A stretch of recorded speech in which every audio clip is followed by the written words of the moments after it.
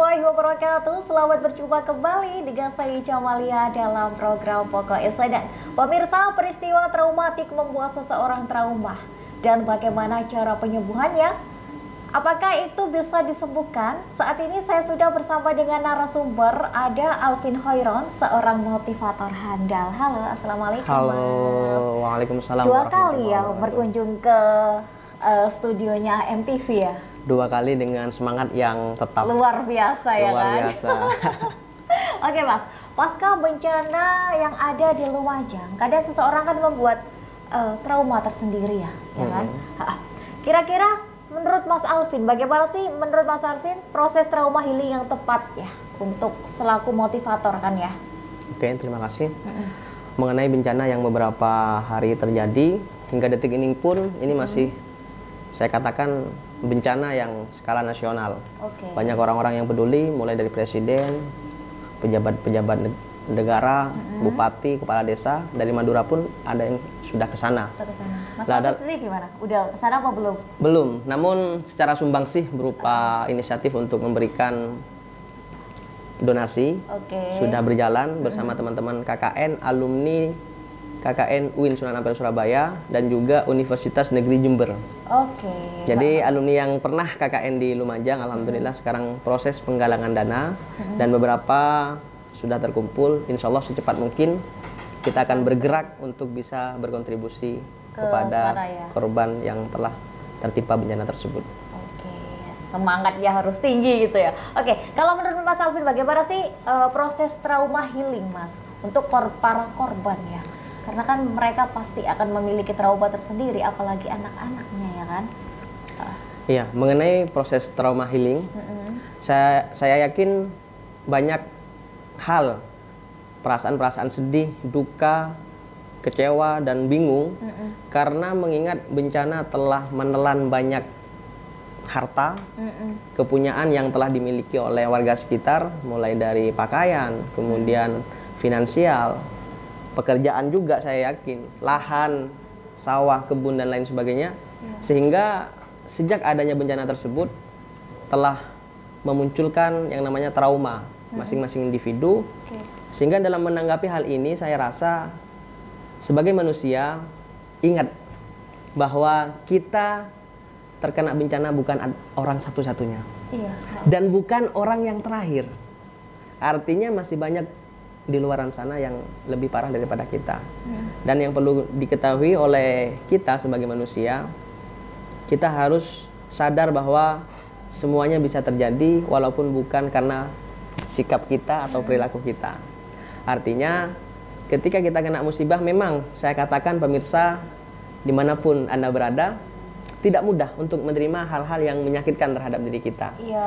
Tapi yang perlu kita pahami dan kita sadari, kita harus berpikir bahwa setiap cobaan pasti akan ada kesenangan, Mbak.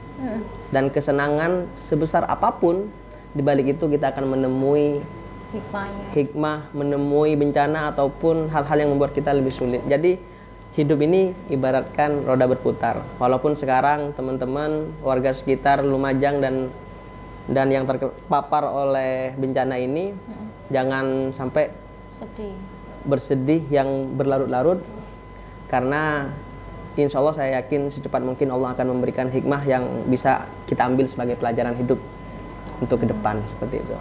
Kalau kita bicara masalah motivator, Mas Alvin ini kan seorang motivator. Nah, ketika Mas Alvin berada di sana, melihat orang korban-korbannya, gimana selaku seorang motivator untuk memotivator mereka biar mereka bangkit dari keterpurukan, Mas Alvin? Baik, di sini ada hal yang penting ya, antara motivator dan bencana alam yang telah terjadi pada saat ini. Artinya gini, seorang motivator itu bukan orang yang bisa merubah orang lain. Misalkan ada motivator di salah satu desa di lokasi, kemudian kita berperan sebagai orang yang bisa memberikan motivasi, kemudian orang akan berubah, tidak.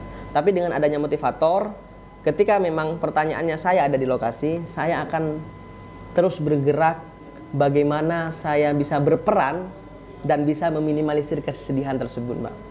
Artinya gini, banyak masyarakat yang kebingungan, banyak anak kecil yang juga mungkin nangis, sedih, Tapi dengan adanya metode atau strategi bagaimana kita bisa mendekatkan diri kita dengan metode-metode tertentu, dengan komunikasi yang baik, saya akan mendekatkan orang-orang, terkhusus anak kecil nih, yang mentalnya mudah mudah goyah.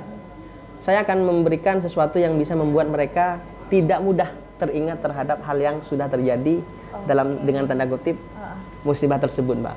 Kenapa demikian? Karena ketika orang tersebut tertimpa musibah, tertimpa trauma healing, maka kalau dia tidak memiliki, maaf, bukan dia tapi mereka tidak mempunyai pekerjaan, tidak mempunyai kegiatan yang memungkinkan untuk bisa beraktivitas, maka pikiran dia sedikit ataupun banyak akan teringat terhadap hal-hal yang telah membuat dia berlarut-larut dalam kesedihan gitu kan, Mas Alvin. Sehingga dia akan mudah untuk merenungi, Allah, gimana ya, harta saya sudah tidak ada, pakaian pun juga sudah tidak punya, lalu harus kemana saya cari, seperti itu.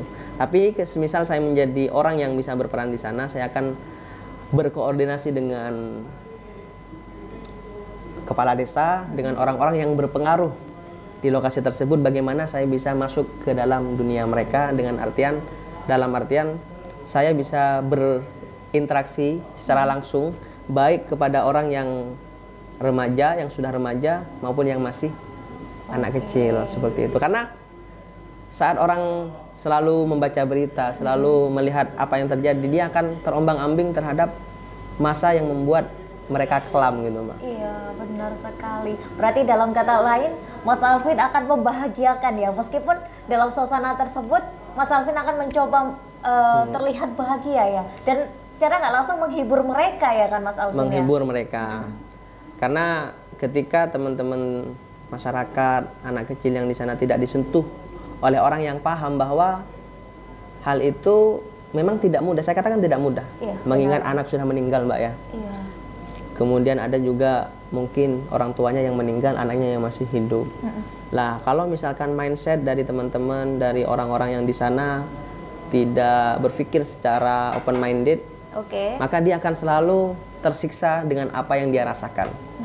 Maka sejatinya, Mbak, orang yang bisa stres karena trauma, orang yang bisa gila, istilah kasarnya gitu, sebenarnya bukan melulu disebabkan oleh kejadian yang tertimpa kepada dirinya akan tetapi karena pikiran yang selalu mereka pikirkan, sehingga dia akan terjatuh dengan apa yang dia pikirkan, seperti itu. Semuanya itu karena mindset ya. Tapi kita nggak bisa nutup mata ya, kalau orang yang lagi baru kena musibah untuk disuruh bangkit lagi itu agak susah, Mas Alvin ya. Benar. Kita sendiri yang nggak terkena musibah, tapi kita melihat berita ada di mana-mana, sangat-sangat trauma sekali, apalagi mereka yang benar-benar kejadian, Mas, lagi masih kecil gitu kan, harus kehilangan orang tua, harus terpisah dari orang tua, harus kehilangan semuanya dalam waktu sekejap. Itu kan hal yang sangat luar biasa menyedihkan sekali ya, Mas Alvin ya.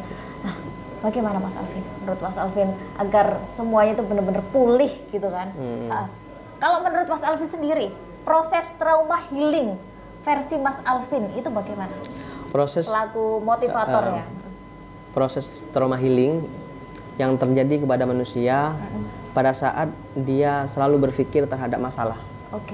Ini akan menimbulkan orang tersebut tidak akan maju, Mbak. Walaupun maju, itu akan lambat atau progresnya sangat kecil. Kenapa demikian? Karena musibah yang terjadi, saya yakin tidak hanya di Lumajang saja. Pernah beberapa tahun yang lalu Gunung Krakatau, pernah ada tsunami Banda Aceh, dan lain sebagainya. Maka yang namanya juga musibah, tidak hanya kita yang diberikan hal yang seperti itu. Maka proses trauma healing yang dimaksud menurut versi yang saya pahami, orang ini akan merasa cemas, takut, sedih, trauma, bingung pada saat dia sudah tidak ada orang yang peduli. Tapi saya yakin saat ada bantuan, walaupun memang kesedihan itu tidak mudah untuk kita hilangkan begitu saja. Wah, hidup tidak seindah cocote motivator misalkan. Tidak seindah omongan motivator. Namun pertimbangannya apakah mungkin dengan pikiran-pikiran kita yang selalu sedih, yang selalu bingung, merenung terhadap apa yang sudah tiada, keadaan akan baik? Saya yakin tidak mungkin, Mbak. Maka lambat laun kita akan berproses menuju sesuatu yang lebih baik sehingga bisa berada pada titik sebagaimana mestinya. Oke, Mas Alvin. Kalau kita ulik lebih dalam lagi, ini akan semakin seru lagi ya pemirsa. Tapi kita akan kembali setelah jeda yang berikut ini. Tetaplah bersama kami.